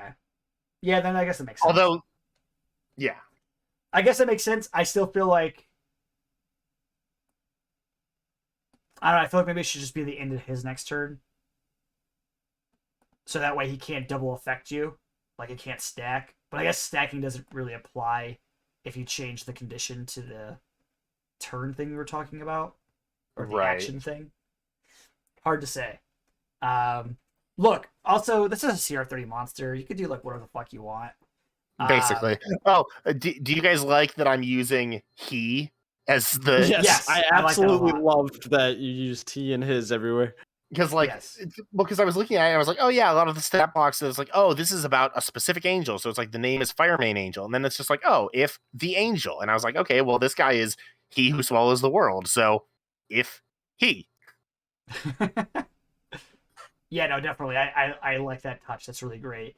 I like most of the legendary actions. I mean, they're mostly just like, oh, this is a thing he could already do, but now he could do it off of his turn. Right, yeah. That's the only one that is actually there's two that are their own thing, and that's the healing and he will crack the earth. So I have a question, and this is completely about lore, so this means nothing for balance purposes. Can he not speak any languages?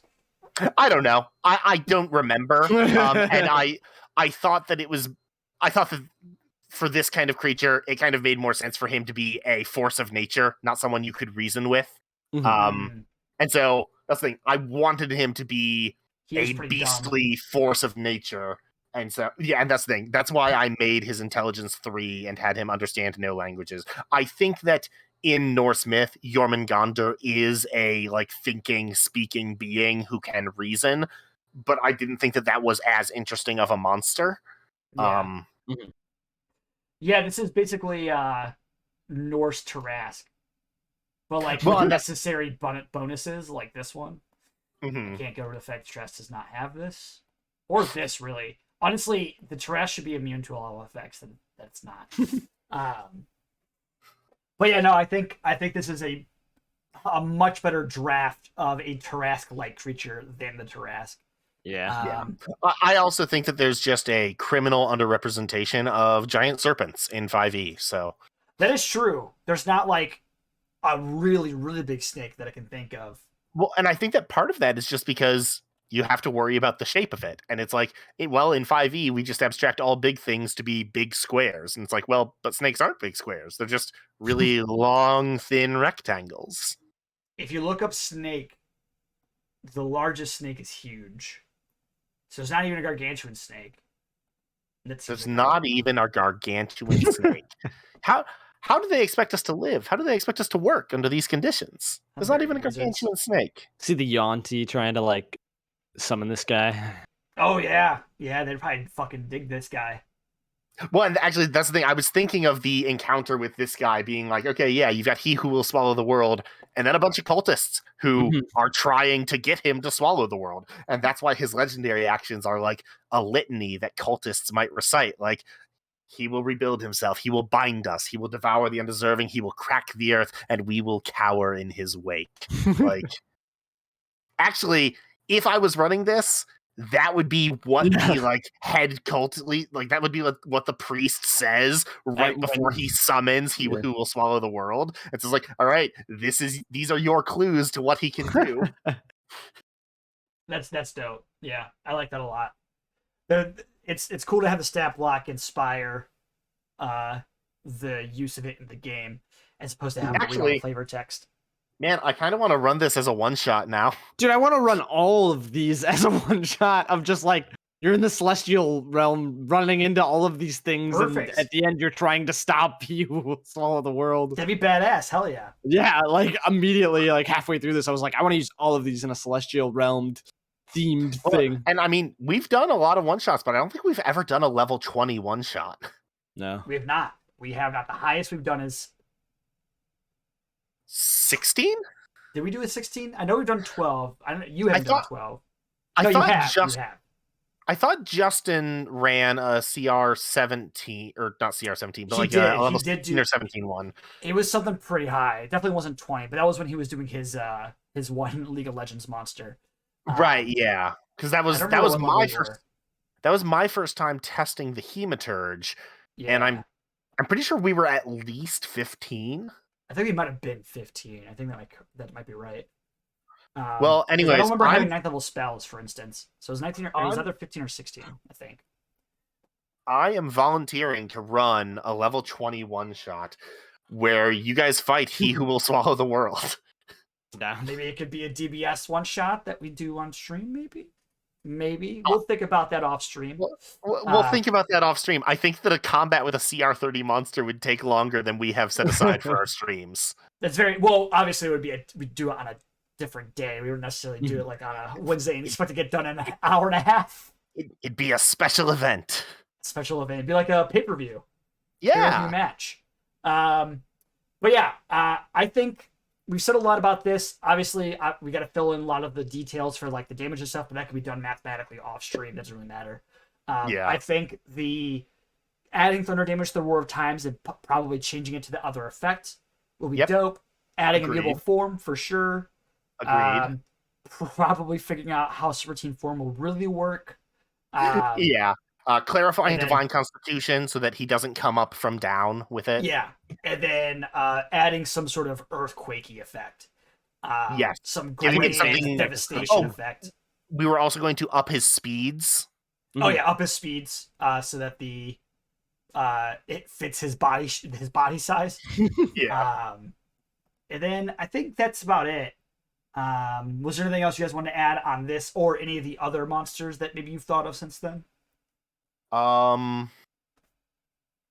Nothing else is coming to mind for me. No. All right. Well, we're going to go ahead and start wrapping it up here. Like I said, we're not doing an episode next week. We also don't know what we're going to do for the next week. It's going to be, or the week after, it's going to be surprise for us and you. And by then, because we're hopefully going to use next week to catch up on edits, talk about what we've done so far, and start posting things again. That includes this video. So once again, I am telling you something that probably has already happened. And then we'll finally be back on track to posting things weekly. And yeah, that's all I have to say. Was there anything else you guys want to say before we signed off here? I'm just going to give a quick word of the day. The word of the day is imminent, but not the version of imminent that you probably know. There's imminent with an I and imminent with an A. Imminent with an A means something that is inherent to or like intrinsic to something. It's used in religious philosophy a lot. So imminent is your word of the day. IMMANENT. Amen. I'm just really glad that we did celestial stuff because I really want to use a lot of these. As much as I was dreading this topic, I'm really happy with how all of these came out. I think these were really great. Yeah, one thing about this, every time we do monsters, we're always like, man, we want to use these in our D&D games, or like in a one shot or something, and we haven't done that with any of them yet. No. Yet. But we might. Mm-hmm. All right, well, that's everything here this week. We will see you guys 2 weeks from now. That is sometime in the future. I think February 2nd. Yeah. And that which has been lost must be found, and that which is found must be remembered. See you 2 weeks from now.